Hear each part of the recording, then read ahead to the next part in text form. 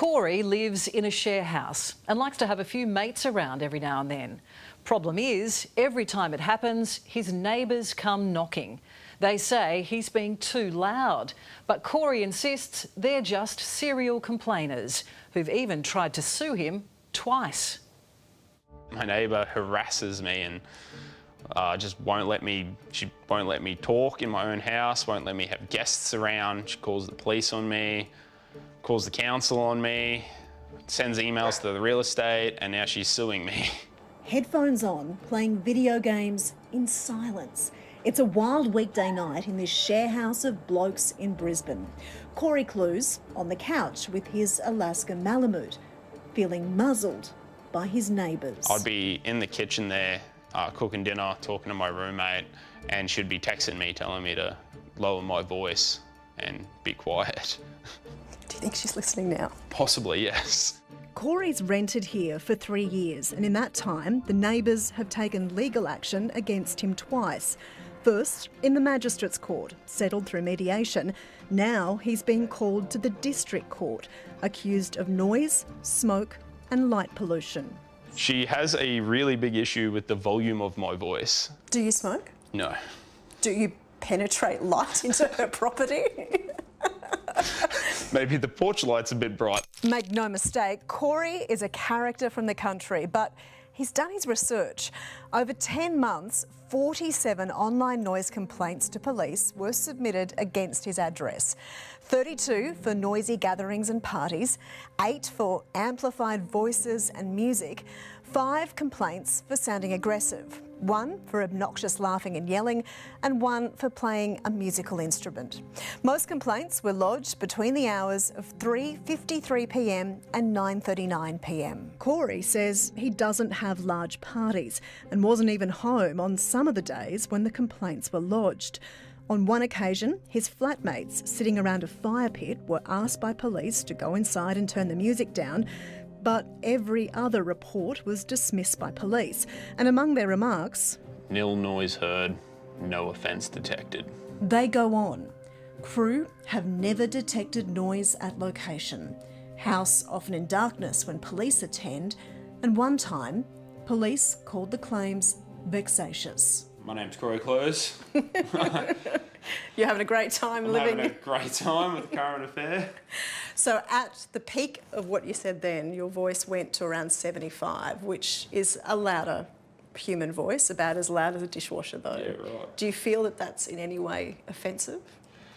I can understand how it might be offensive if it was, 2 o'clock in the morning, but like not at 10 or 7 or the middle of the day. Corey's now paranoid. I was just ringing her to say Happy Mother's Day.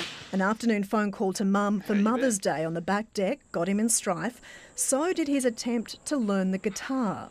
I had recently gone to CMC and I noticed all the girls would go crazy for guys playing guitars, right? So I'm like, I'm going to buy a guitar, I'm going to learn how to play it. This was that police report. 7 p.m, musical instrument being played since 5:30 p.m. Officers investigated and called the complaint frivolous. How's the guitar playing going now? I haven't touched it. I'm too scared to play it again because I don't want to get in trouble. How's the girls going now? Worse than ever. So what constitutes excessive noise? Council laws limit sound coming from commercial, industrial and construction sites based on the time of day. But noise laws in the suburbs are vague. Those complaints go to police, and officers must decide if a party, music or voice coming from a home is disruptive. It can become a really big burden on police resources. Lawyer Richard Mitry. It is possible to sue a neighbour based on noise issues. Now, it's not something I would ever encourage. I think it should be the very last resort. There are community justice type centres that offer mediation services. Queensland Police suggest talking to your neighbour. Warn them if you're going to have a party, maybe even swap phone numbers. Started just getting text messages. Wow, all of those? Yeah, all of that. Like Corey did. This one's at 6:26 p.m. Can you let your housemates know that no one around them wants to hear their music? There were lots of text messages. Your voice and laugh is more than recognisable. We only seem to have issues when you are present. But no result. I had the police one time knock on the door while we were watching TV. I opened the door, they laughed, turned around and walked off.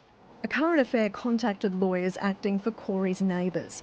They declined to comment, but in their statement of claim, they cite a further 22 breaches of a neighbourhood agreement set up with Corey in 2023, where he agreed to keep the noise down between set hours and warn them about any parties. As for Corey, he's accepted he'll probably have to move house as he braces for a legal battle that will cost him thousands. Until then, he's on mute and perfecting charades. Well, Corey, what's next then?